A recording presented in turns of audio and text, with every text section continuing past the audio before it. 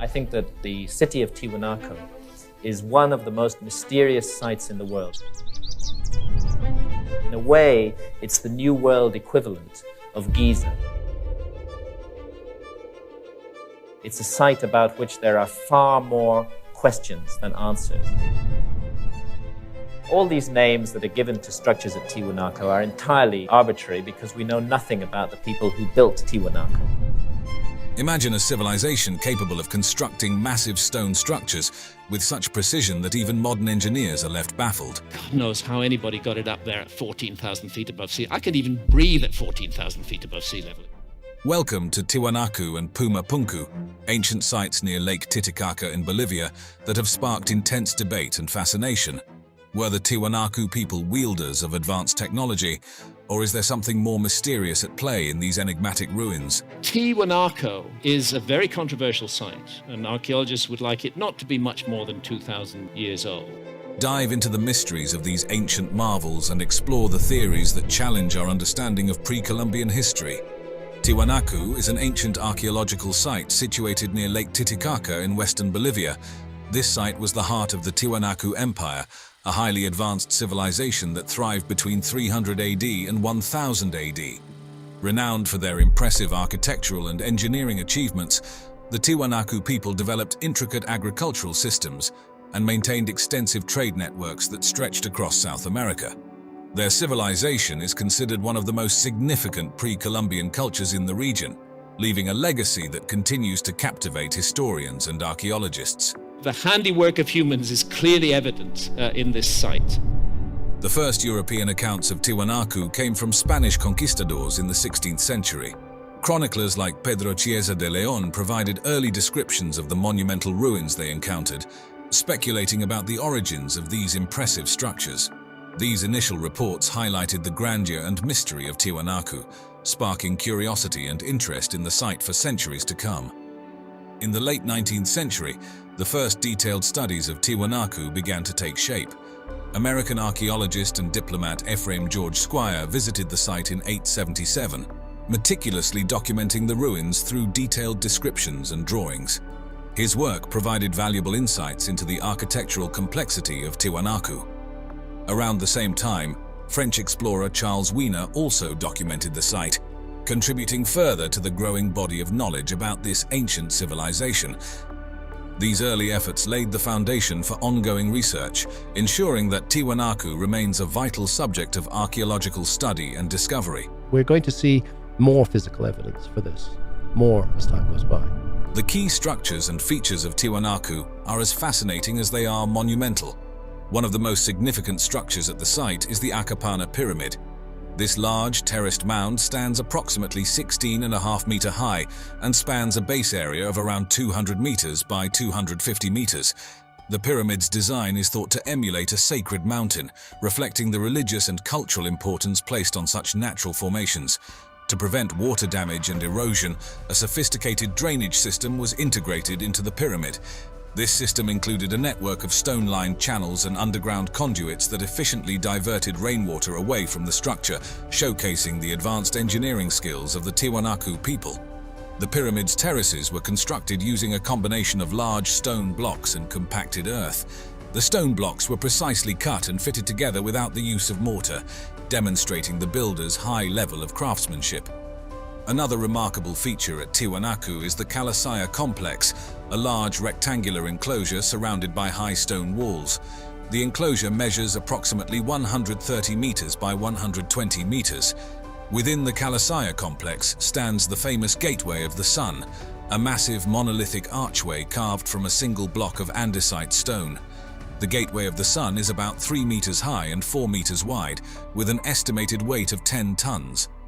The intricate carvings on the gateway include depictions of deities and astronomical symbols believed to be related to the Tiwanaku calendar and cosmology. These carvings highlight the Tiwanaku people's advanced understanding of astronomy and their integration of celestial events into their religious practices. There's curious astronomical alignments at Tiwanaku. The site was aligned to the summer solstice in 10,500 BC. Equally impressive is the semi-subterranean temple, an imposing sunken courtyard measuring about 28.5 meters by 26 meters. One of the most distinctive features of this temple is the collection of carved stone heads embedded in its walls. These heads protrude from the walls at various heights and angles, representing a diverse array of facial features. Some scholars suggest that these heads symbolize different ethnic groups or important individuals, reflecting the Tiwanaku civilization's diversity and social complexity. Similarly fascinating is Pumapunku, another marvel of the Tiwanaku civilization. Pumapunku was known to Spanish explorers in the 16th century, just like the main Tiwanaku site. However, it wasn't until the 20th century that modern archaeological efforts brought significant scholarly attention to Pumapunku. Systematic excavations and studies began in earnest in the mid-20th century, revealing the site's unique architectural style and the mysterious techniques used in its construction. The stone blocks at Pumapunku are particularly renowned for their extraordinary precision. The primary materials used are andesite and sandstone, both known for their durability and hardness. The stones are cut with such exactitude that the joints between them are virtually invisible, so precise that even a razor blade cannot fit between the stones. The exact methods used to cut and shape the stones at Pumapunku remain a topic of debate and fascination. Several theories have been proposed to explain the precision and complexity of the stonework. One prevalent theory is that the Tiwanaku people used metal tools made from bronze or copper alloys. These metals are capable of cutting softer stones, but the hardness of andesite presents a significant challenge.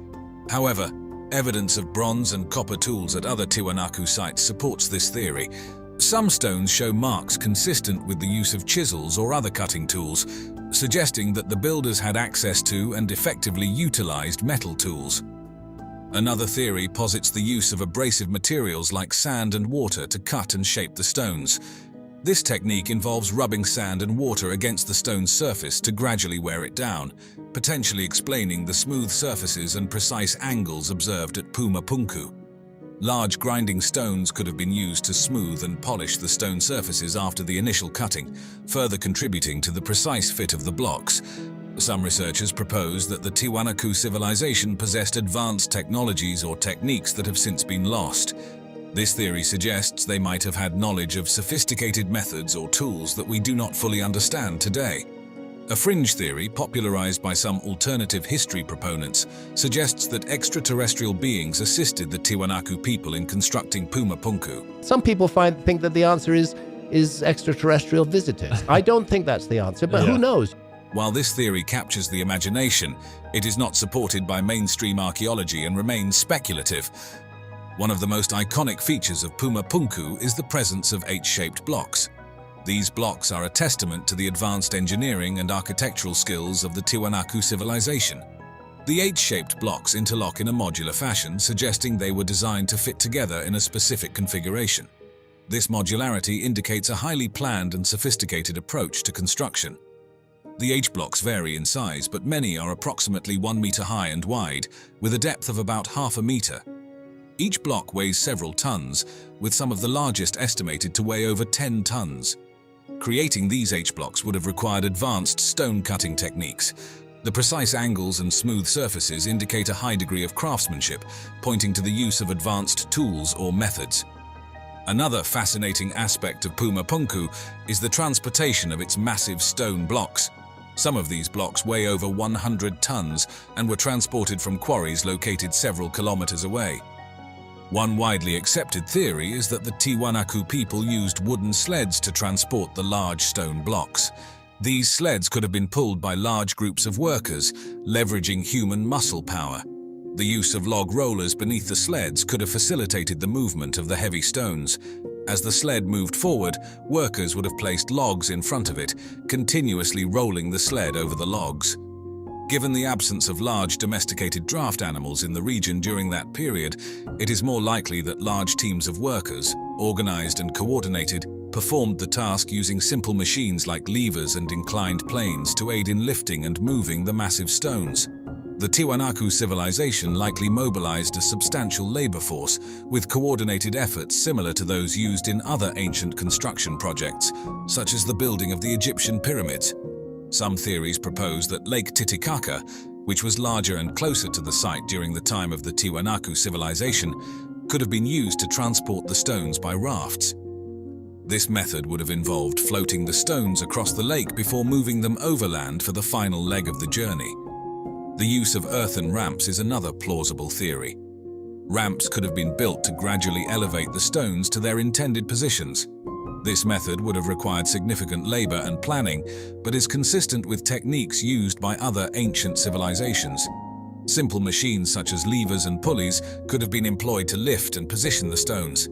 These tools, combined with ramps, would have allowed the Tiwanaku builders to achieve the precise placement required for their structures. The precision stonework at Pumapunku is often compared to the masonry of the Egyptian pyramids, particularly the Great Pyramid of Giza. Constructed around 2580 to 2560 BCE, the Great Pyramid consists of millions of limestone blocks, some weighing up to 80 tons. The precision of the blocks and the alignment of the pyramid with celestial bodies reflect advanced engineering and architectural knowledge. Similar to the Great Pyramid, Puma Punku's stone blocks are meticulously cut and perfectly fitted together. The precision seen in both sites suggests a high level of planning and execution, pointing to the possibility that both civilizations had advanced knowledge of construction techniques and tools, although the exact methods remain debated. The Indus Valley civilization, nobody actually knew that it existed until it was accidentally discovered while a railway was built. Then they found that this culture had had a language, a fully developed written script. It's about 5,000 years old, but there isn't a single Rosetta Stone that enables us to translate that script into any more recent language. If you wish to pass information to a distant future, if you wish it to be preserved, you wouldn't be smart to just write it down. Welcome to the mysterious and ancient city of Mohenjo-Daro, one of the largest settlements of the Indus Valley civilization and a marvel of prehistoric urban planning buried deep in today's Pakistan. Since the discovery of the Indus Valley civilization, we have to accept that civilization in India is at least 5,000 years old. Now, let's unravel the secrets of this place, explore its sophisticated drainage systems, the iconic Great Bath, and decode what secrets might have existed in this magnificent city over 4,000 years ago. I want to know what else is going to be found that hasn't been investigated yet at all. We're just touching the edge of a huge mystery. Mohenjo-Daro, situated in the Sindh province of Pakistan, is a key archaeological site from the Indus Valley civilization, also known as the Harappan civilization. Its name, translating to Mound of the Dead in Sindhi, hints at the mysteries buried within this ancient city, offering a unique glimpse into one of the world's earliest urban societies. The site was discovered in 1922 during a broader archaeological survey of the Indian subcontinent conducted by the Archaeological Survey of India. Rakaldas Bandyopadhyay, known as R.D. Banerjee, stumbled upon what he initially thought was a Buddhist stupa in the Larkana district. Further investigation revealed the ruins of an ancient city, predating any known Buddhist settlements, marked by sophisticated urban features like baked brick structures. They found that there were these actually very, very sophisticated, very complex mud brick structures on a very large scale. Major excavations kicked off in 1924 under Sir John Marshall, the then Director General of the Archaeological Survey of India, and his deputy, Ernest Mackay. Their efforts unveiled an advanced city with a well-planned layout, efficient drainage systems, brick houses, granaries, and public baths, all indicating a highly organized society. The excavation methods were quite methodical for the time, involving grid-based trench digging which allowed for a clearer understanding of the city's layout. Marshall also emphasized the use of photography and meticulous on-site notes to document the findings accurately. Among the most remarkable discoveries was the Great Bath, suggesting the site's use for ritualistic or ceremonial purposes, alongside a sophisticated sewage system that highlighted the city's advanced urban planning and sanitation awareness. Post-1947 partition of India, Mohenjo-Daro became part of Pakistan, and new excavation phases were led in the 1950s and 1960s by Pakistani archaeologist Dr. Ahmad Hassan Dani. His work helped uncover lower layers of the city and explore residential areas that had not been previously excavated. There's a lost civilization which is now accepted by archaeology within relatively recent memory, and that's the Indus Valley civilization. These later excavations focused more on understanding the daily lives of the inhabitants, with numerous artifacts such as pottery, tools, and ornaments providing insights into their daily activities, trade practices, and cultural aspects. As archaeological techniques evolved, later excavations at Mohenjo-Daro incorporated modern methods including stratigraphic analysis, which aided in more accurately dating the city's layers. There was also a significant emphasis on using refined conservation techniques to preserve delicate artifacts and building materials exposed during the digs. From the 1970s onwards, efforts predominantly shifted towards preserving the integrity of the site, as it faced threats from salinity, waterlogging, and deterioration of materials. In recognition of its value and the need for protection, Mohenjo-Daro was declared a UNESCO World Heritage Site in 1980, which helped attract international attention and funding aimed at preserving and protecting this ancient window into early urban life.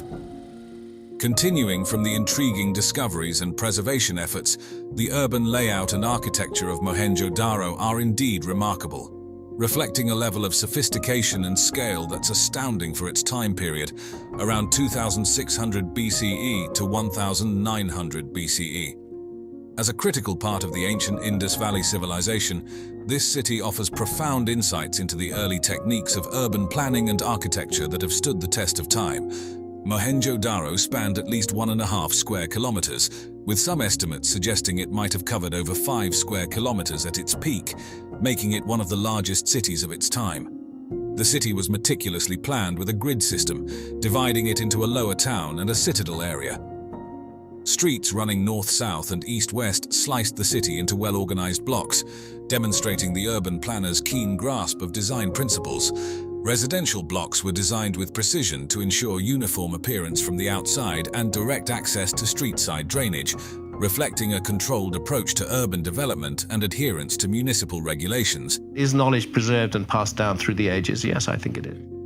The city's drainage system was extraordinarily advanced for its era. Each house was connected to a street-side drainage channel through individual drainage pits, a setup that showcases early mastery in sanitary engineering.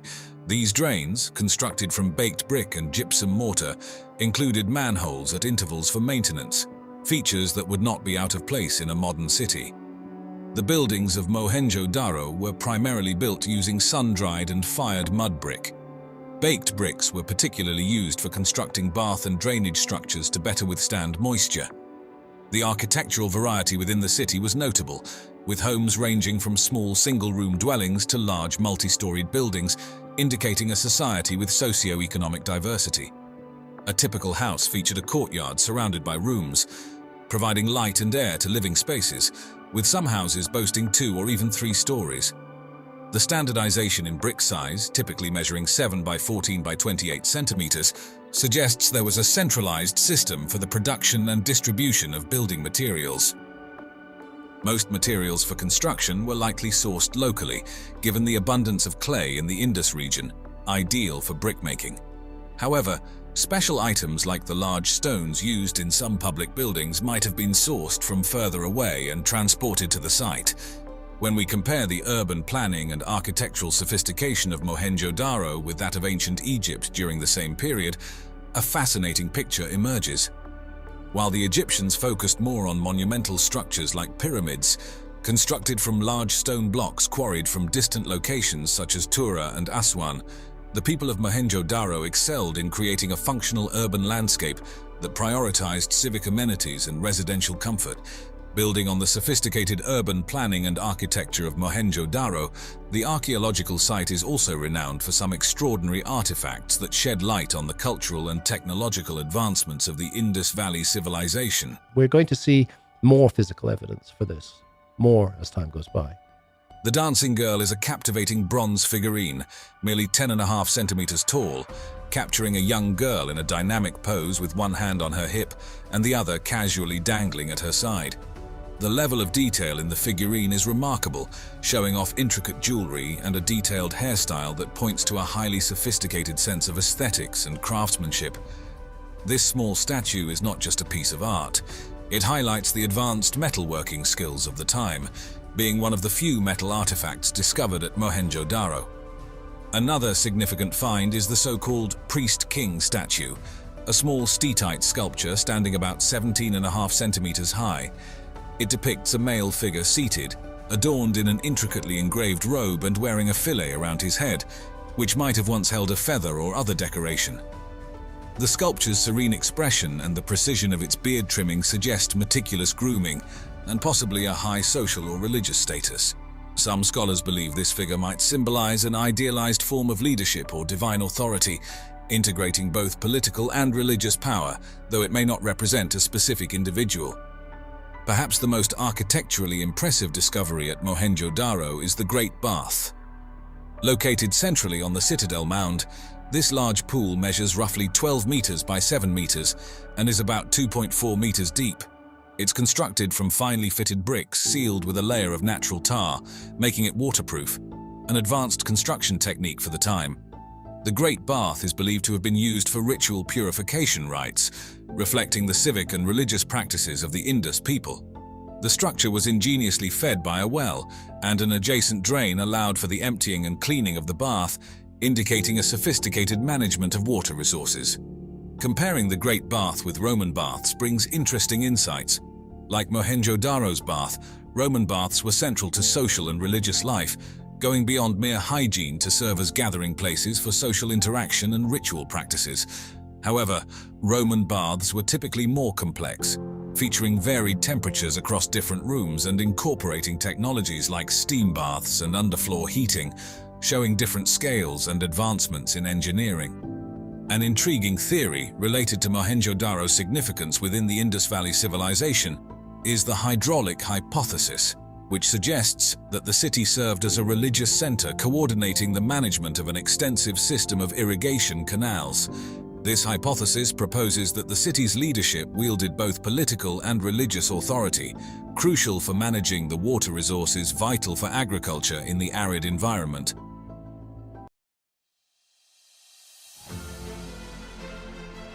High in the Andes, where the air is thin and the sun fierce, lies a place that has haunted the dreams of explorers and archaeologists for centuries.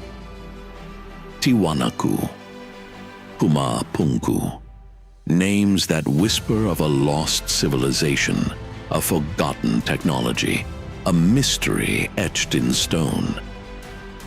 The stones themselves speak of a power beyond our comprehension. Massive blocks, some weighing hundreds of tons, cut with laser-like precision, interlocked with a sophistication that defies explanation. Who were these master builders who moved mountains of stone with seeming ease, who aligned their monuments with the stars and then vanished, leaving behind only questions? Join us as we journey to the Altiplano to unlock the secrets of Tiwanaku and Pumapunku and confront the enigma of a civilization that may rewrite the very history of mankind.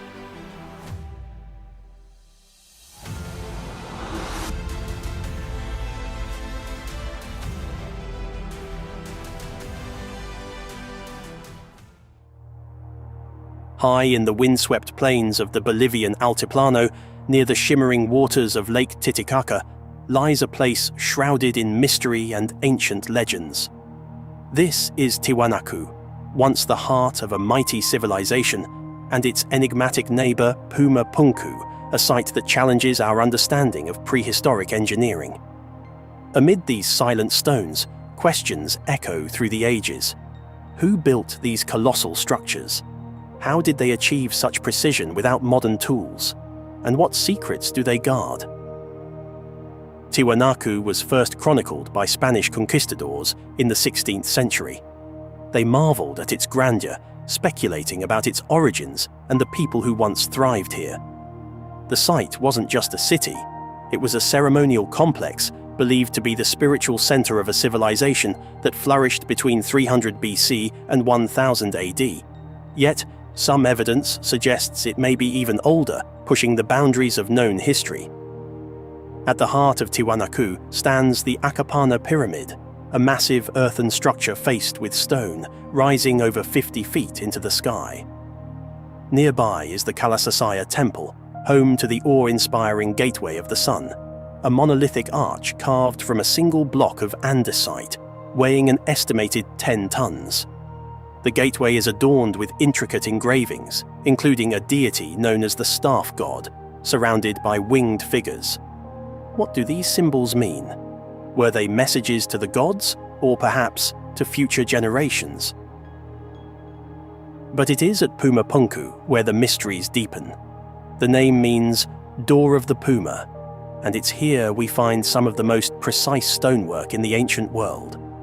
Enormous blocks of red sandstone and andesite are scattered across the site, some weighing up to 131 metric tons, the equivalent of nearly 200 African elephants. These stones are cut with laser-like precision, featuring perfect right angles, drilled holes, and smooth surfaces that defy explanation. How could a civilization lacking metal tools, the wheel, or even a written language create such marvels? Consider this. The nearest quarry for these massive red sandstone blocks is located approximately 10 miles away, across the Tiwanaku River and over challenging terrain. Moving such immense stones would be a formidable task even today, with all our modern machinery. Theories abound, from the use of llama skin ropes and earthen ramps to the more fantastical suggestions of levitation or other lost technologies.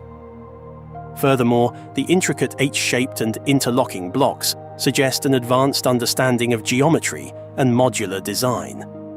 They fit together like pieces of a giant three-dimensional puzzle without the use of mortar. This technique is not only sophisticated, but also earthquake-resistant, a necessity in this seismically active region. As archaeologist Neil Brodie once said, "The stones of Puma Punku are a challenge to our understanding of ancient technology." Some researchers propose that the builders of Puma Punku might have used a form of proto-concrete or ancient geopolymer technology.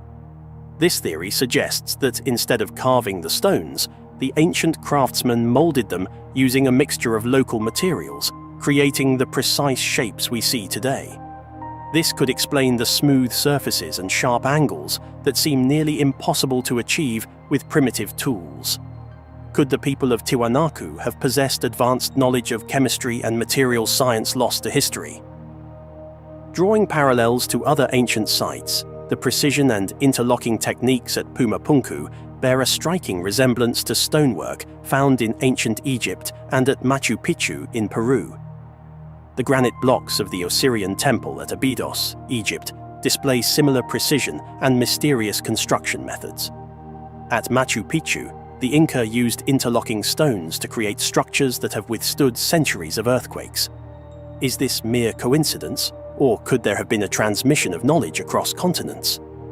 Adding layers to this enigma, recent studies suggest that the stones at Pumapunku were aligned with astronomical events, such as solstices and equinoxes, indicating a sophisticated understanding of astronomy. As we delve deeper, the mysteries multiply. Were these structures built as portals to the heavens? Did they serve as astronomical observatories, religious centers, or something else entirely? Each theory more intriguing than the last. Some suggest that the builders harnessed acoustic levitation, using sound waves to lift and move the massive stones. Others speculate that they tapped into Earth's magnetic fields or possessed other advanced technologies now lost to time. And then there are the more controversial ideas. Could extraterrestrial beings have played a role in their construction? After all, some of the carvings resemble figures in helmets or suits, leading to speculation about ancient astronauts. One of the most provocative quotes comes from author Graham Hancock, who said, "We are a species with amnesia. We have forgotten something of great importance from our own past." While mainstream science approaches these theories with skepticism, the mysteries of Pumapunku continue to fuel debate and inspire new lines of inquiry. Adding to the intrigue are recent archaeological discoveries in the region. Underneath Tiwanaku, ground-penetrating radar has revealed subterranean chambers and tunnels, suggesting that much of the site remains unexplored. As we stand among the ruins, gazing upon the silent stones, we are reminded of the words of philosopher George Santayana. Those who cannot remember the past are condemned to repeat it. Perhaps the true legacy of Tiwanaku and Pumapunku is not just in their stones, but in the questions they compel us to ask. Questions about human ingenuity, the transmission of knowledge, and the limits of our understanding. Until then, Tiwanaku and Pumapunku stand as monuments to a forgotten era, a testament to the heights our ancestors reached, and a beacon guiding us toward deeper inquiry. The silent stones speak volumes, if only we are willing to listen. Are we prepared to embrace the mysteries of our past to better understand the potential of our future? If you were intrigued by the mysteries of Pumapunku and Tiwanaku, then you're going to love our next adventure. We're journeying deep into the heart of Indonesia, to a place where ancient secrets whisper on the wind. Get ready to explore the enigmatic Bada Valley, home to gigantic stone jars and mysterious humanoid statues. Who built these incredible structures? What purpose did they serve? Join us as we uncover the legends, delve into the theories, and attempt to unlock the truth behind the Bada Valley megaliths. Don't miss out. Imagine a place lost in time, hidden deep within the jungles of Indonesia. A place where ancient secrets whisper on the wind, and giant stone faces stare out from the past. This is the Bada Valley, a land of forgotten wonders. Here, massive statues stand watch over the forest, their origins shrouded in mystery. And scattered amongst the trees are enormous stone jars, their purpose unknown. Who created these incredible monuments? What were they used for? And why do they seem to echo ancient sites found across the world? Come with us on a journey to this remote and magical valley. Let's explore the clues, unravel the stories, and try to understand the people who left their mark on this timeless landscape.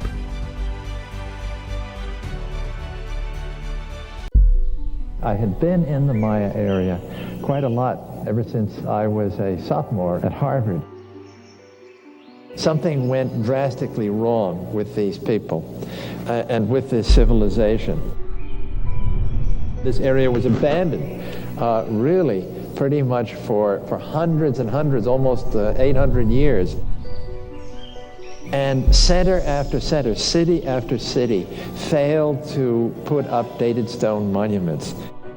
Located in the Petén Basin of Guatemala, Tikal sits in the dense jungles of northern Guatemala and forms part of the Tikal National Park, a UNESCO World Heritage Site. This ancient city is one of the largest and most significant archaeological sites of the pre-Columbian Maya civilization. At that time, Tikal was thought to be the biggest Maya city and stayed that way for a while. Flourishing between 200 and 900 AD during the classic period of Maya history, Tikal was a major political, economic, and military center. At its peak, the city had an estimated population of between 50,000 and 100,000 people. These were not empty cities, there were actually thousands upon thousands of people living there. The discovery of Tikal dates back to 1848 when Ambrosio Tut, the governor of Petén, was informed about the ruins by local indigenous people. These locals had largely abandoned the site due to its remote location in the dense jungle. Recognizing the potential significance of these ruins, Tut organized an expedition to explore the area. The first recorded expedition was led by Modesto Mendez, then governor of Petén, and artist Eusebio Lara. Their objective was to document the ruins and assess their historical significance.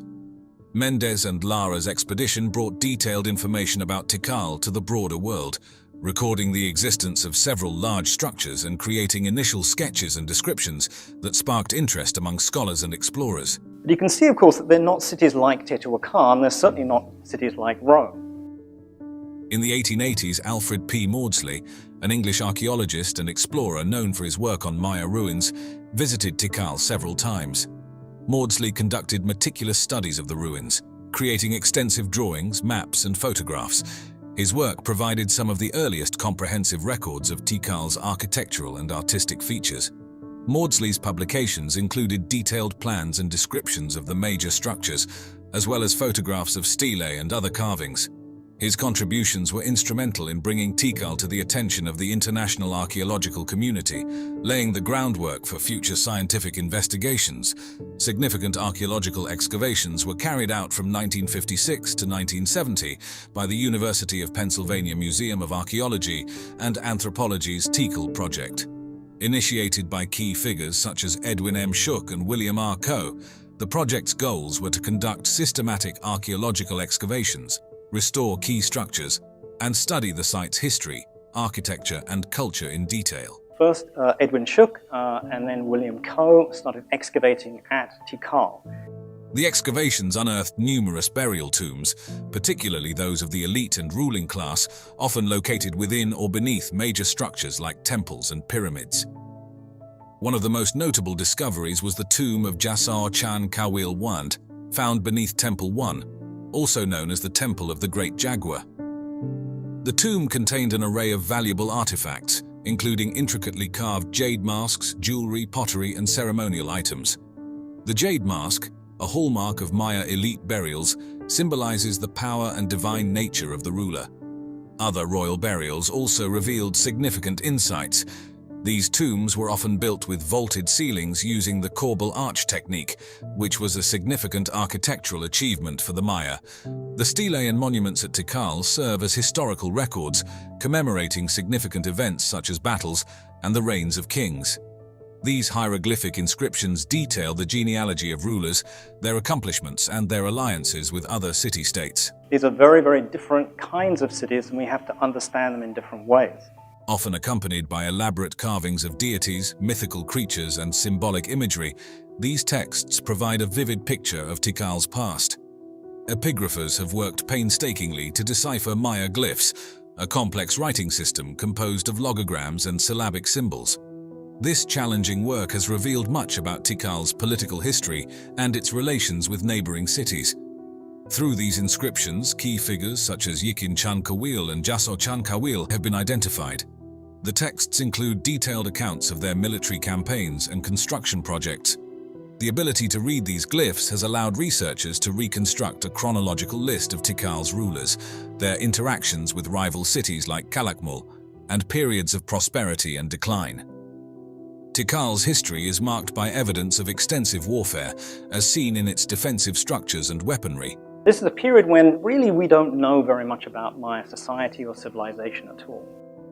The city was well protected by large earthworks, walls, and moats designed to fend off invasions. These fortifications were strategically placed around the city's perimeter and key entry points. A massive defensive ditch, likely filled with water, and an accompanying embankment surrounded much of the core area of Tikal, illustrating the city's preparedness for siege warfare. Archaeologists have uncovered various weapons such as obsidian blades, flint points, and spearheads, indicating the martial nature of Tikal's society. The presence of mass-produced weaponry suggests a highly organized military. Some burial sites even include skeletal remains, showing signs of battle injuries, along with grave goods like weapons and armor, hinting at the valorization of warriors in Tikal's culture. Tikal's history includes prolonged conflicts with the rival Maya city-state of Calakmul. These wars were frequently fought over regional dominance and control of trade routes. Hieroglyphic inscriptions document several major battles, including significant defeats and victories that influenced the political landscape of the Maya lowlands. Tikal, in the dense jungles of northern Guatemala, is a marvel of ancient architecture and engineering. One of its most iconic structures is the Temple of the Great Jaguar, or Temple 1, which stands at approximately 47 meters tall. Built around 732 AD to honor Jasar Chan Kawil I, a significant ruler of Tikal, this pyramid also served as his tomb. The temple features a steep staircase leading to a small roof-combed shrine at the summit. The roof comb is intricately decorated with stucco sculptures. The alignment of Temple 1 suggests it was used for astronomical observations, particularly during important solar events. Directly opposite Temple 1 on the western side of the Great Plaza is the Temple of the Masks, or Temple 2. This pyramid, standing at approximately 38 meters tall, was likely built to honor the wife of Jasor Chankawil I, though her tomb has not been definitively identified. Temple 2 is known for the large, sculpted masks that adorn its stairways, thought to represent deities or mythological figures. The tallest structure in Tikal is Temple 4, which reaches approximately 70 meters into the sky. Completed around 741 AD during the reign of Yikin Chankawil, the son of Jasor Chankawil I, this temple offers panoramic views over the jungle canopy, extending to the horizon. This height not only provided a vantage point for observing celestial events, but also symbolized the ruler's connection to the heavens. The roof comb of Temple 4 is particularly elaborate, featuring carvings and stucco work that once depicted scenes of the ruler's power and divinity. The central Acropolis at Tikal served as a complex of interconnected structures functioning as royal palaces and administrative buildings.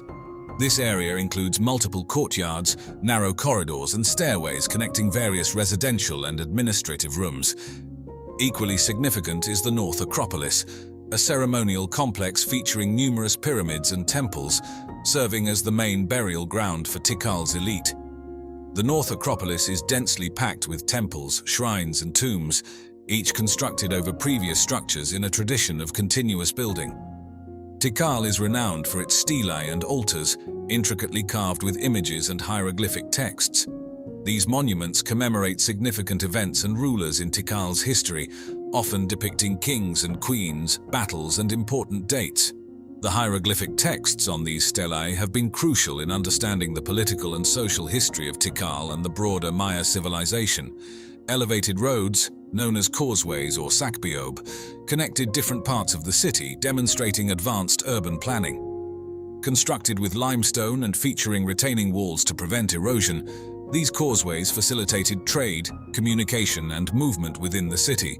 Tikal's extensive water management system, including reservoirs and canals, indicate their engineering intelligence.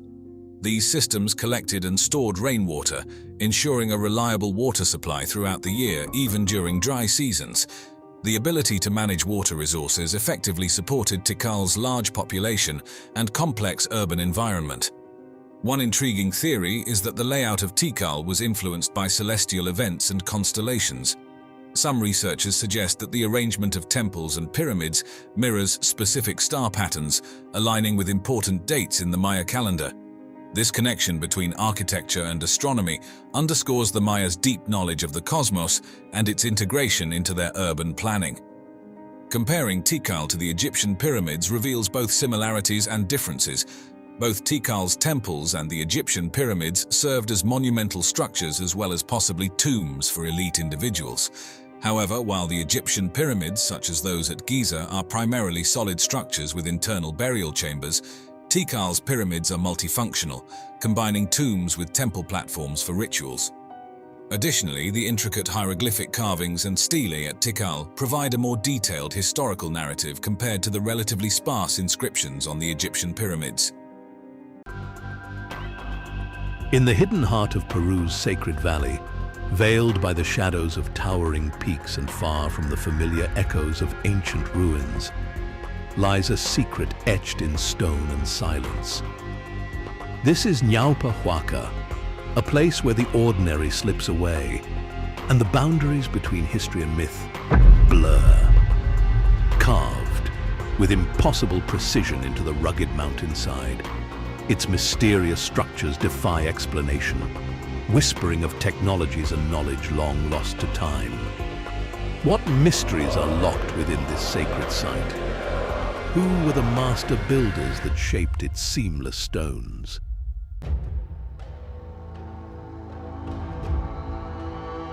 Hidden deep within the remote highlands of Peru's sacred valley, far from the bustling trails of Machu Picchu, lies a mysterious site shrouded in silence and stone. Halfway up a steep ravine, an inverted V-shaped entrance beckons the intrepid traveler.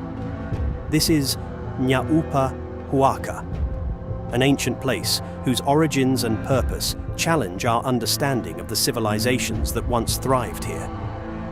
As you approach, the meticulous craftsmanship becomes evident. The entrance, carved directly into the mountainside, invites you into a realm of enigmas. Yet, stepping closer, anticipation turns to intrigue. The passage is blocked by rubble and stones, reinforced with a stone wall. What secrets lie beyond this sealed gateway? Was it intentionally obstructed to protect something sacred or to conceal a powerful force? The answers remain elusive. Adjacent to the blocked entrance stands a remarkable feature: a false door seamlessly integrated into the rock wall. Carved from hard andesite stone, a material with a hardness rivaling granite, the precision of this door is astonishing. The sharp angles, smooth surfaces, and absence of tool marks defy conventional explanations. How could ancient artisans, without modern technology, achieve such laser-like precision in a stone so resistant to shaping? Some researchers have sought to unravel this mystery. Using advanced equipment, they examined the stone's surface and were astonished to find layers resembling melted andesite, transformed into a glassy, obsidian-like finish. Melting andesite requires temperatures exceeding 1,200 degrees Celsius, far beyond the capabilities of traditional methods like wood or coal fires. Could this indicate the use of an advanced, perhaps unknown, technology? The cave's ceiling adds another layer of intrigue. It appears effortlessly sliced, forming two precise angles, 60 degrees and 52 degrees. These specific measurements are not arbitrary. They match the slope angles of the Great Pyramids of Giza. Such a correlation suggests a shared knowledge or intentional replication of mathematical principles across distant cultures. Delving deeper, the chamber's dimensions reveal purposeful design. The length-to-height ratio forms a perfect musical fifth in the second octave, while the alcove's ratio produces a minor third. These ratios are musically significant and reflect a sophisticated understanding of mathematics and harmony. Intriguingly, they mirror astronomical cycles, such as Earth's axial rotation and equatorial tilt. A 5:6 ratio echoed in other ancient structures like Egypt's bent pyramid. Why would such precise mathematical and astronomical knowledge be embedded in this remote site? What was the true purpose behind carving a door that leads nowhere within a cave high on a ravine wall? In the ancient Quechua language, Naupa means ancient or old, and Huaka refers to something sacred, a place where the divine intersects with the earthly realm. Thus, Naupa Huaka translates to ancient sacred place. This name hints at a spiritual significance, suggesting the site was more than a physical construct. Perhaps it was a portal between worlds. Today, many believe these false doors serve as metaphysical gateways, enabling consciousness to bridge different realms. The site has become a destination for those seeking spiritual enlightenment, healing, and a connection to ancient energies. Visitors often describe it as an energy vortex, a place where Earth's energies are particularly potent. Some report intense sensations, profound meditative experiences, and even encounters with higher intelligences. Is it possible that the builders of Naupa Huaka designed it as a conduit for spiritual or cosmic communication? The site's precise construction, alignment with astronomical phenomena, and enduring allure suggest a purpose that transcends the ordinary. To further understand Naupa Huaka, we must look beyond its immediate surroundings. The site's remarkable stonework and enigmatic features bear striking similarities to other ancient locations, Ollantaytambo, Puma Punku, and even sites in Egypt and Mesopotamia. These places share more than architectural prowess. They are linked by legends of a traveling builder god known in Andean mythology as Viracocha.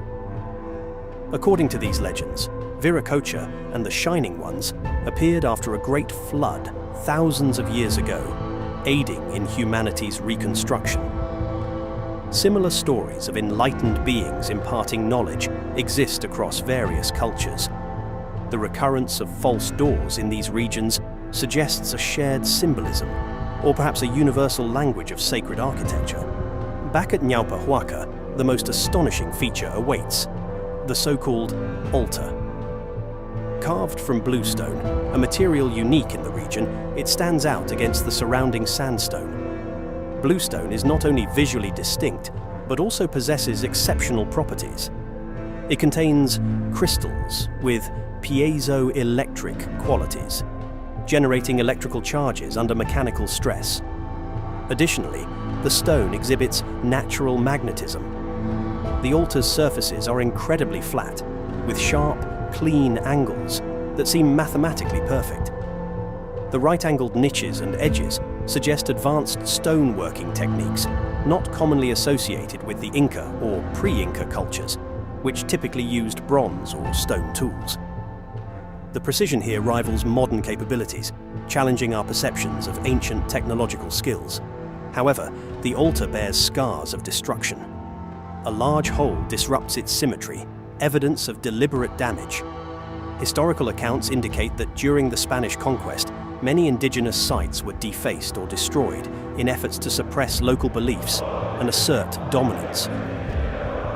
While the exact method of damage remains uncertain, the impact on the altar is undeniable. Examining the damaged area reveals intriguing details. The hole displays spiral grooves, reminiscent of marks left by rotary drilling, a technique seemingly out of place in the context of known historical technologies. Could this suggest the use of advanced tools, or is there another explanation yet to be uncovered? The altar's significance extends to the heavens. Its chambers align with celestial events, the rising of Sirius, the winter solstice, and prominent constellations. Such precise orientation indicates a deep understanding of astronomy and reinforces the idea that Naupa Huaka was designed with cosmic connections in mind. Despite extensive study, the true builders of Naupa Huaka remain unidentified. While mainstream historians often attribute the site to the Inca civilization, notable differences in construction techniques suggest a more complex history. The Inca were masterful architects, but their methods involved rough, mortarless stonework and adobe bricks, not the precise megalithic carvings evident here. Could Naupa Huaka be the legacy of a civilization far older and more advanced than previously recognized? A culture with profound knowledge of mathematics, astronomy, and engineering? Or does it represent a convergence of spiritual and scientific understanding that challenges our conventional narratives? As we stand before the enigmatic structures of Naupa Huaka, we are compelled to ponder these questions. What inspired such precise engineering in such a remote location? Was it a physical portal, a spiritual gateway, or a monument honoring celestial beings? How did its creators achieve feats that would be challenging even today? The mysteries of Naupa Huaka invite us to explore beyond the boundaries of established history. They urge us to consider the vast tapestry of human experience and the possibility that our ancestors possessed wisdom and capabilities we have yet to fully comprehend. What do you believe? Is Naupa Huaka a testament to lost technologies, a sacred site of profound significance, or perhaps a fusion of both? The answers may lie hidden within the stones, waiting for those who dare to seek them. If you liked today's video, then you will like our next video on the Bada Valley megaliths found in Indonesia. Imagine a place lost in time, hidden deep within the jungles of Indonesia. A place where ancient secrets whisper on the wind, and giant stone faces stare out from the past. This is the Bada Valley, a land of forgotten wonders. Here, massive statues stand watch over the forest, their origins shrouded in mystery. And scattered amongst the trees are enormous stone jars, their purpose unknown. Who created these incredible monuments? What were they used for? And why do they seem to echo ancient sites found across the world? Come with us on a journey to this remote and magical valley. Let's explore the clues, unravel the stories, and try to understand the people who left their mark on this timeless landscape.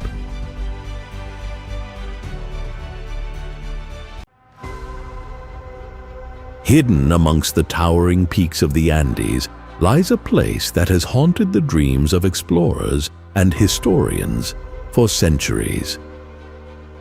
A fortress of impossible strength, built by a people who, according to conventional wisdom, shouldn't have possessed the technology to achieve it. Ollantaytambo. A name whispered with reverence and awe.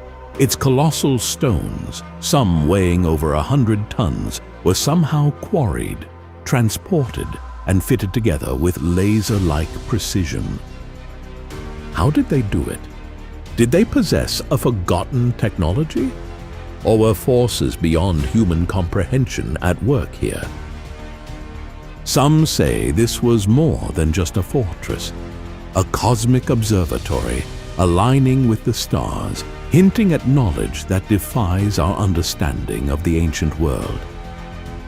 Join us as we journey to Ollantaytambo and unlock the secrets of a civilization that dared to defy the limits of human possibility.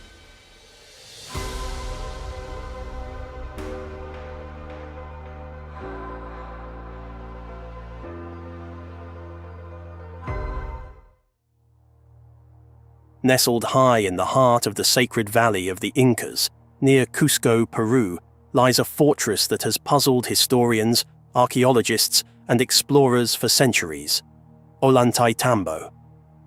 This ancient site is more than just a ruin.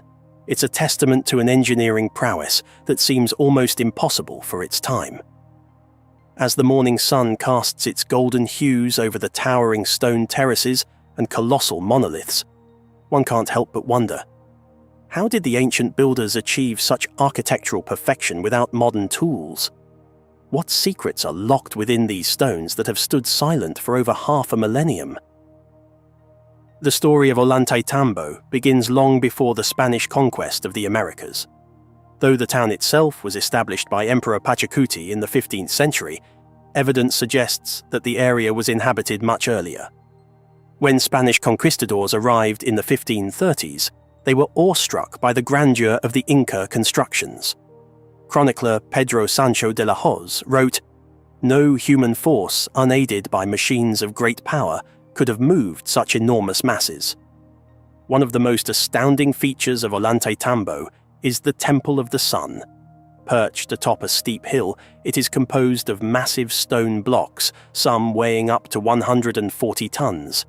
These stones were quarried from a mountainside over 6 kilometers away, across the Urubamba River and a deep valley. The logistics of moving these megaliths baffle modern engineers. The stones are so precisely cut and fitted that even a razor blade cannot slip between them. How was this level of precision achieved with the technology available at the time? Adding to the mystery are the enigmatic carvings and symbols etched into the stones. Some researchers believe that Ollantaytambo was more than a fortress. It was a cosmic observatory, a place where the heavens met the earth. The site's alignment with celestial bodies suggests a sophisticated understanding of astronomy. Could the Incas have possessed knowledge far beyond what we give them credit for? Theories abound about how Ollantaytambo was constructed. Some suggest that the Incas employed a technique of stone softening, using plant extracts to render the hard granite malleable. This would explain the seamless joints and the flowing shapes of some stones. However, this theory lacks concrete evidence and remains in the realm of speculation. A fascinating comparison can be made with the pyramids of Giza in Egypt. Both structures involve massive stone blocks, precise construction, and astronomical alignments. Yet, they were built by civilizations that had no contact with each other. This parallel raises thought-provoking questions about the capabilities of ancient societies and whether there is a common thread in human ingenuity. Nearby discoveries further enhance our understanding of the Inca civilization. The agricultural terraces of Moray reveal a sophisticated knowledge of agronomy and microclimates. These concentric terraces simulate different environmental conditions, allowing the Incas to experiment with crop cultivation.